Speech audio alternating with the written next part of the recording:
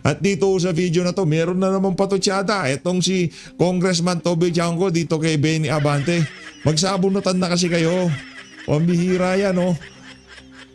Nagbabanatan kayo, parehas lang naman kayong urol. Naku, meron tayong nabalitaan. Itong si Yusek Gades, kinasuhan daw si Boljak. Ano ba naman, anong dahilan bakit niya kinasuhan itong si Boljak? Ito, meron nung post itong si Sir Jack, ha? Ito ho mga kababayan, Dear Ate Maharlika Boljakan, itigil mo na yung paninira mo kay Yusek Gades Hope Libiran. Kesyo kabit ek. My gosh, ang tsaka ni General Browner para patulan ni Yusek Gades. Tingnan mo nga, ang ganda niyan. Tapos papatol lang sa pandak na ulikba. Ang grabe naman magsalita itong si Sir Jack. Aba Sir Jack, masasaktan naman dyan si General Browner. Tingnan nga natin. Ito ba yung dahilan? Ito ba yung dahilan bakit kinasuhan nitong si Yusek Gades, itong si Boljakan? Pinagkakalat ba ni Boljak na kabit yan nitong si General Browner? Huwag naman ganon.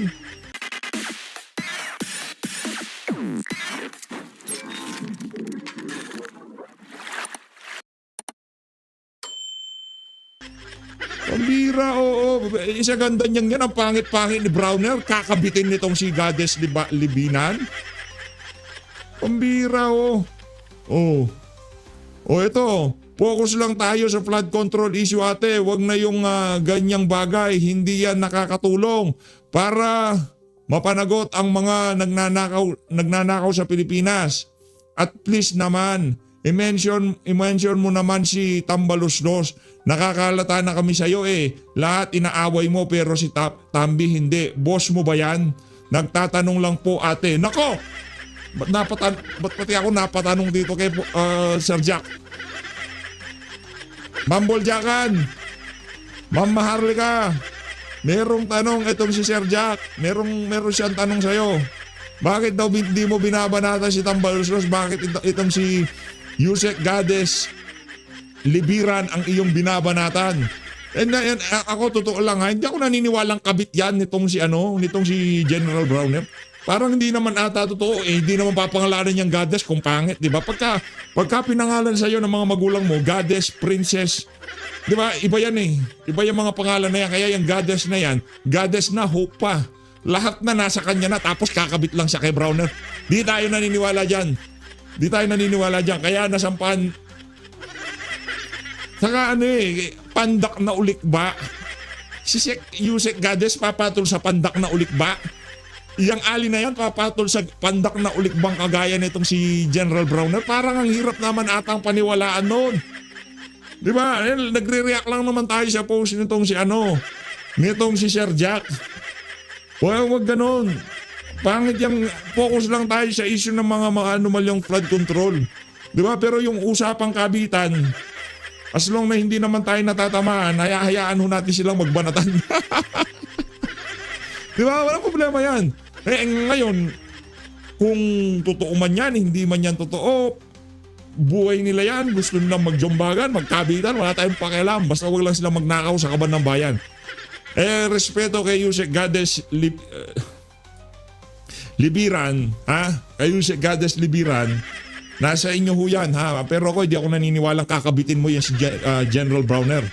Napakalaking kasinungalingan yan. Sa pangit ni General Browner, hindi ka naman papangalan ng goddess ng magulang mo kung kakabit ka lang sa isang pangit na general. Ay, general yun, PH ha. Hindi tayo naniniwala dyan. Basta tayo dito sa PH update, kung gusto nila magkasuhan, magbanatan, nasa kanila yan. Kinasuhan naman, nalaman ng ating mga kababayan kung yan mga dahilan, hindi ko natin alam. Pero ang pinakauli natin balita, kinasuhan daw itong si Maharlika, itong si Yusek Gades. Kung siguro sa mga pinagkakalat nitong si Boljakan, nasa kanila yan. Pero ako, sa pangit ni General Browner, kayo ho ba? Yan, ganito na lang. Pag-usapan natin yan sa comment section. Naniniwala ba kayo doon sa mga kumakalat na alingas nga sa social media na di umano, ha? Na di umano. Base na rin ito sa mga, siguro yun nabas ni Boljakan ito, na bit ka itong si Gades Libiran nitong si Ulikbang ano pangalan to, Branner. Naniniwala ho ba kayo dyan? Ako personally, hindi ako naniniwala dyan. Di ka naman papangalanan ng goddess ng magulang mo kung kakabit ka lang sa isang pangit na general. Sa bagay, mayaman naman. Hindi, pero di pa rin ako naniniwala dyan. Alis na tayo dyan, hayaan na natin silang magbanadan dyan. Kung gusto nyo magkabitan, magwasakan, walang problema. Pero tayo dito, Sir Jack, pupokus tayo dyan sa mga issue ng mga maano-manong flood control.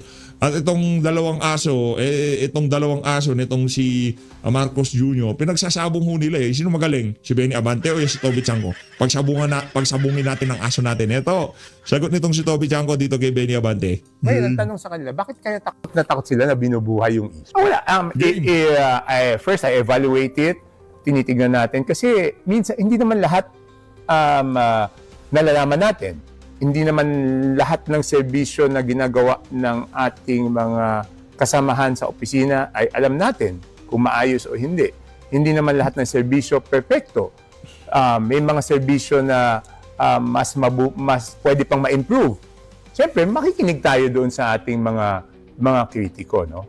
So, ngayon, pag alam naman natin na yung iba gusto lang manira, then hindi lang natin pinapansin. But madami tayong matututunan doon sa mga criticism ng mga tao. So open ako dyan because that's the best way to improve service. No? Okay.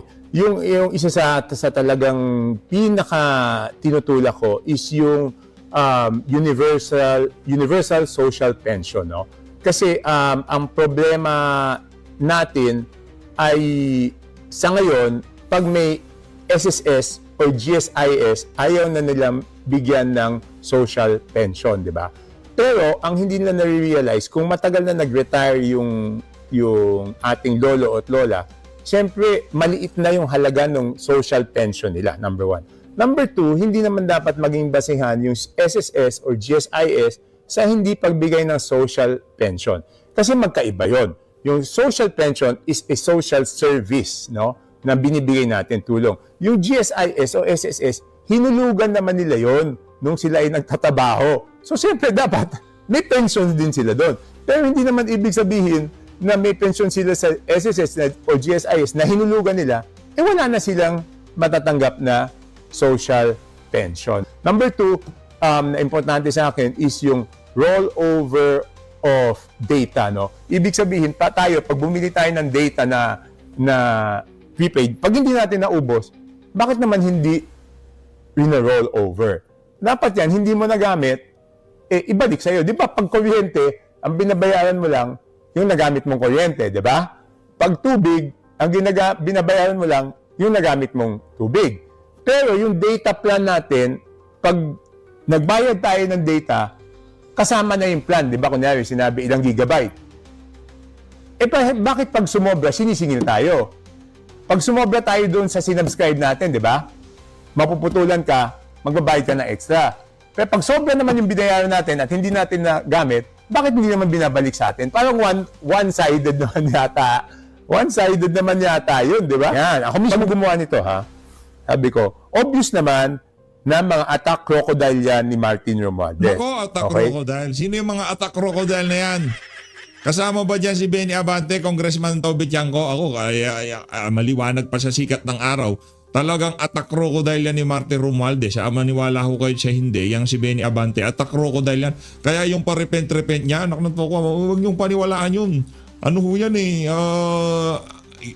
nakakalungkot man hong isipin na ginamit ho nila yung pagiging preacher nila para magmukhang credible at ika nga iboto sila ng mga constituent nila. Yung ipapakita nila na banal sila, hindi sila makabasag pinggan, di ba? Ano sila, kumbaga, ang tawag dito, hindi sila magnanakaw. Pero ang hirap po nito mga kababayan, yung kanilang pinipresenta na ganun sila, hindi yun ang nakikita ng ating mga kababayan. Kaya ano ho yan, ika nga huwag ho tayo magpabudo lalo na dito kay Toby Chanco at dito kay Benny Abante. Wala naman hong tama sa dalawa na yan. Parehas lang naman hong falsifikado yung mga tauhan ng dalawang magnanakaw na yan sa ating bayan. Marcos Jr., Martin Romualdez, Marcos at Romualdez, pagka narinig nyo ho yung dalawang pangalan na yan, iisa lang ho ang ginagawa ng mga yan, magnanakaw at magnanakaw ho yung mga yan. It's my pleasure and honor to be criticized by those protecting, defending, and praising Martin Romualdez. No? So, malaking karangalan sa akin na ako'y binabatikos ng mga crocodile ni Martin Romualdez. Okay? So nagpapakita na magkaiba talaga kami. Tapos sabi nila, wag ko daw buhayin yung mga issues, di ba? No, pipilitin kong buhayin yan, yung mga issues dahil hanggang ngayon wala pa namang big fish na nakukulong. So ayoko naman makalimutan ng mga tao yan. Ngayon, ang tanong sa kanila, bakit kaya takot na takot sila na binubuhay yung issue? Hindi, yung isa, yung anti-dynasty bill, di ba, pinag-usap. Yun, I think napapanahon na talagang magkaroon ng political anti-dynasty bill. Tignan lang natin kung ano yung version na ipapasa ng committee. First, basic, no? I think I would want na maramdaman yung tao na nagkaroon naman ng pagbabago sa pamumuhay nila, no? So, yan ang pinakamahalaga sa akin, not only in terms of infrastructure, kasi importante yung mga infrastruktura. Kung ano na naman sinasabi nitong si Toby Chanco. Punta na nga ho tayo kay Senator Rodante Marcoleta. Ikaw